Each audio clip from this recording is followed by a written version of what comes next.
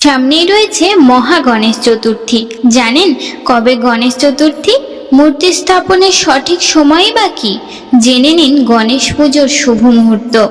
গণেশ পুজোর জন্য অনেকেই সারা বছর অপেক্ষা করে থাকেন। গণেশ চতুর্থীর দিন বাড়িতেই খুব সহজে গণেশের মূর্তির সামনে এই সহজ পদ্ধতিতে নিজেই পুজো করুন। জেনে নিন ছোট্ট এই মন্ত্র। গণেশ চতুর্থীর দিন বাড়িতেই গণেশের পুজো করার সময় অবশ্যই নিবেদন করুন এই চারটি জিনিস।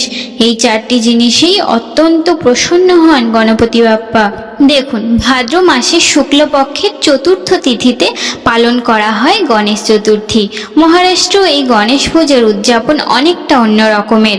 মুম্বাইতেও বড় বড় প্যান্ডেল হয়, বিরাট বিরাট গণেশের মূর্তি আনা হয় সেখানে।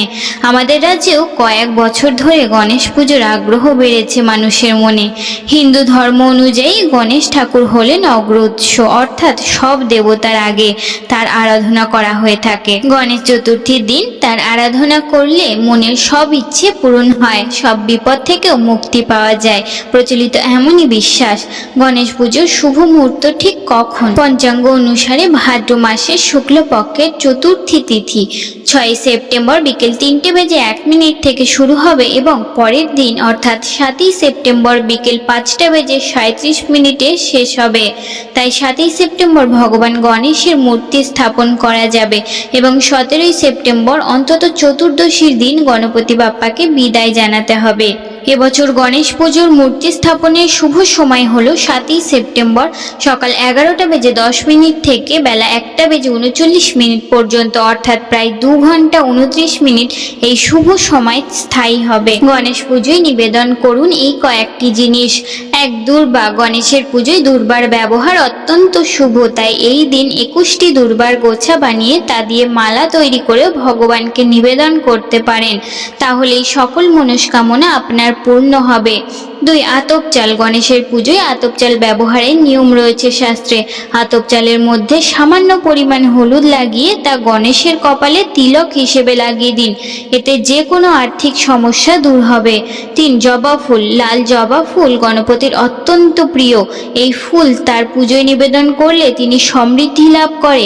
এছাড়াও নীল অপরাজিতা ও কুন্দ ফুলও তাকে নিবেদন করতে পারেন। 4. লাড্ডু। লাড্ডু ও মোদক ছাড়াও গণেশের পুজোর ভোগ অসম্পূর্ণ, তাই বাড়িতে গণেশজির আরাধনা করলে এই দুটি খাবার অবশ্যই ভোগে নিবেদন করবেন।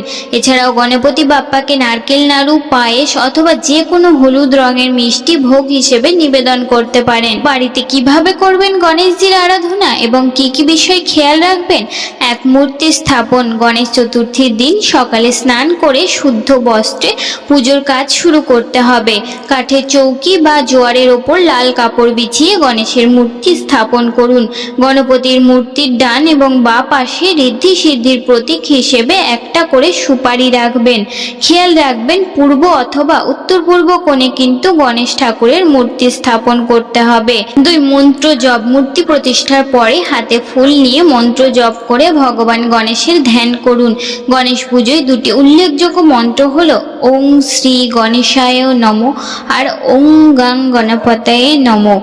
গণেশজির ধ্যান করার জন্য প্রথম মন্ত্রটি এবং তাকে আবাহন করার জন্য দ্বিতীয় মন্ত্রটি জপ করবেন। 3. স্নান এবং নৈবেদ্য নিবেদন। গণেশজিকে পঞ্চামৃত দিয়ে স্নান করানোর নিয়ম রয়েছে, আর তা না হলে গঙ্গা জল দিয়ে স্নান করাতে পারেন তাকে। এরপর বস্ত্র, উপবিত চন্দন, ধূপ, প্রদীপ, নৈবেদ্য, ফল, মিষ্টি ইত্যাদি নিবেদন করে নিজের মনস্কামনা জানালে পূর্ণ হবে গণেশজির পুজো।